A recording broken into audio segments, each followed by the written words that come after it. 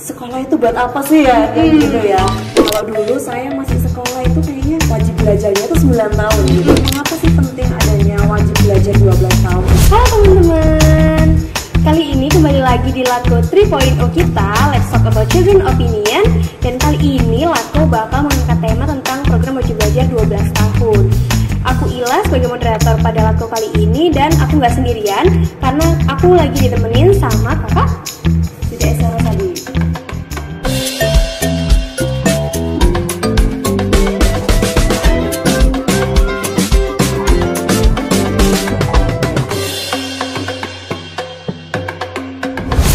Kita nih pengen tahu gitu, gimana sih IPPNU itu dalam melihat program belajar 12 tahun ini? Saya juga sebagai seorang pengajar Kak di SMK Negeri Malang. Jadi kalau dalam pandangan saya ya, mengenai program wajib belajar 12 tahun ini yang sekarang digencarkan oleh pemerintah, ini kan sebenarnya udah bukan akhir-akhir ini ya, tapi juga sudah lama, mulai tahun 2021 ya. Kalau dulu saya masih sekolah itu kayaknya di iklan-iklan itu TV-TV kayaknya masih wajib belajarnya itu 9 tahun gitu. Wajib belajar 9 tahun. Kalau sekarang itu udah di mana-mana itu wajib belajar itu udah 12 tahun ya. Kalau saya membaca peraturannya itu kan mulai adanya peraturan wajib belajar 12 tahun itu kan mulai tahun 2015 ya. Kemudian mengapa sih penting adanya wajib belajar 12 tahun itu? Karena salah satunya adalah untuk menekan tingkat pendidikan di Indonesia seperti itu. Karena kan ini zamannya udah maju banget ya, udah maju banget. Sekarang kalau cuma lulusan SMP kayaknya ketinggalan banget gitu ya. Yang wajib belajar 12 tahun itu untuk mengurangi angka kebodohan di Indonesia seperti itu. Ngomongin angka kebodohan nih Kak, pada sekarang ini tuh kayaknya lagi banyak banget kasus-kasus anak yang putus sekolah nih. Ya. Mereka tuh kayaknya ada kesulitan dalam mengakses pendidikan gitu, sehingga mereka memutuskan untuk putus sekolah. Gimana sih pandangan kakak untuk melihat fenomena tersebut? Ya, jadi sebenarnya kan pemerintah itu sudah menggalakkan program wajib belajar 12 tahun ya. Sekolah itu dapat dipengaruhi oleh beberapa faktor. Ada dua ya, faktor internal dan faktor eksternal. Kalau faktor internalnya itu adalah dari dalam dirinya sendiri. Mungkin dia malas. Sebenarnya manusia itu kan diciptakan dengan kelebihan dan kekurangannya masing-masing ya. Asal dia mau berusaha pasti dia bisa belajar bisa mengejar mata pelajarannya dengan baik. Kemudian kalau faktor eksternalnya yaitu dari lingkungan luarnya, misal orang tua kurang menarik dia untuk semangat belajar seperti itu. Jadi ada dua faktor tadi ya, internal dan eksternal. Oke, karena tadi kakak berasal dari Ikatan Pelajar Putri Nahdlatul Ulama, itu ada nggak sih peran dari IPPNU dalam menangani kasus ini? Kita dari Ikatan Pelajar Putri Nahdlatul Ulama Kota Malang dalam mendukung upaya program wajib belajar 12 tahun ya, kita sih selalu mengupayakan adanya beasiswa-beasiswa khususnya bagi kader-kader kita IPNU maupun IPPNU. Seperti ini kemarin itu kita sudah bekerja sama dengan Universitas Widyagama. Jadi siapa saja yang anggota IPNU maupun IPPNU yang memenuhi syarat-syarat tertentu, kemudian dia juga masih memiliki semangat untuk belajar ya, itu dia bisa mendapatkan beasiswa di Universitas Widyagama seperti itu. Dan masih banyak lagi. Kemarin itu juga ada yang kalau masuk kampus itu SNMPTN kayak gitu-gitu ya. Biasanya itu kan butuh sertifikat ya gitu ya. Biasanya dari Pengurus Cabang IPPN Kota Malang itu juga menyediakan surat rekomendasi ya untuk masuk kampus kayak gitu, dari swasta maupun negeri.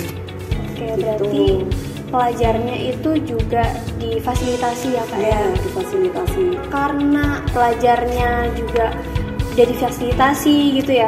Mengapa sih program belajar 12 tahun ini tuh penting banget buat digalakkan gitu ya? Karena untuk mendorong kemajuan Indonesia. Kemudian yang penting untuk dalam diri sendiri adalah meningkatkan rasa saing atau kompetensi. Kemudian untuk mengurangi pengangguran di masyarakat, mengurangi angka kriminalitas, kemudian mengurangi kemiskinan seperti itu. Ya, tapi ngomongin soal angka kemiskinan juga berpengaruh kan, itu merupakan salah satu faktor dari angka putus sekolah di Indonesia ini yang cukup tinggi itu. Nah itu kira-kira gimana sih Kak cara penanganannya? Oke, memang salah satu yang menjadi faktor putus sekolah itu kan ekonomi ya, biasanya ekonomi dari orang tua atau broken home seperti itu, atau kedua orang tuanya yang menelantarkan seperti itu ya. Tapi di sini pemerintah itu sudah, saya itu sudah sangat baik sekali ya untuk menggencarkan program belajar 12 tahun ini ya. Salah satunya melalui BOS, biaya operasional sekolah. Itu kan sekolah itu kan sudah diberi biaya operasional sekolah itu berdasarkan jumlah siswanya, seperti itu. Semakin dia banyak siswanya, maka dia semakin banyak juga dapat biaya operasional sekolahnya. Kemudian juga ada PIP, KIP gitu ya. Biasanya kemarin tuh saya punya siswa itu yang dia izin mau ke bank, ngapain mau urus PIP lah. Itu kan juga bagian dari program pemerintah yang sudah digencarkan untuk mengurangi angka putus sekolah itu. Jadi ada PIP, KIP, BOS seperti itu. Tapi nih Kak, mungkin ada sebagian anak-anak nih ya yang mungkin emang pikirannya tuh udah, aduh sekolah tuh buat apa sih? Gitu. Terus itu gimana sih ya cara buat menyadarkan anak-anak pentingnya sekolah? Sekolah itu buat apa sih ya? Gitu ya. Saya tuh juga punya murid itu seperti itu kadang. Bu, ngapain sih capek-capek cari ilmu, kayaknya nanti juga masa depannya belum tentu jelas seperti itu ya. Saya selalu menanamkan ke anak-anaknya seperti ini. Bahwasanya mencari ilmu itu memang berat ya. Tapi akan lebih berat lagi jika kita tidak mempunyai ilmu. Jangan jadikan tolak ukur mencari ilmu itu untuk pekerjaan suatu hari nanti, tapi untuk memperbaiki kualitas diri kita. Kali ini kita udah ada di pertanyaan terakhir ya Kak ya. Gimana sih harapan Kak Rosa untuk Forum Anak dalam menangani kasus putus sekolah?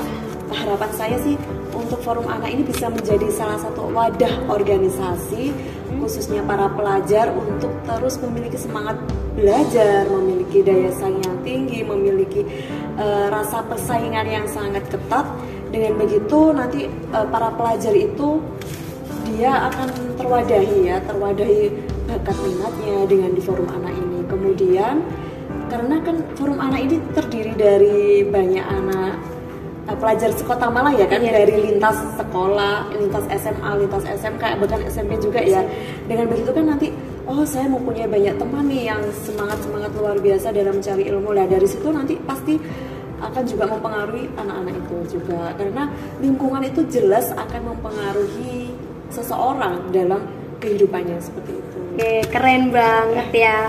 Oke, Latko kali ini sudah membahas tentang program wajib belajar 12 tahun dan pentingnya program wajib belajar 12 tahun ini untuk kemajuan bangsa Indonesia itu sendiri. Oke, buat teman-teman yang punya saran buat Latko 4.0 dan Latko seterusnya enaknya kita bahas apa sih, bisa komen di bawah ya. Dan juga jangan lupa kepoin Instagram FA Kota Malang dan juga Instagram Pelajar NU Kota Malang.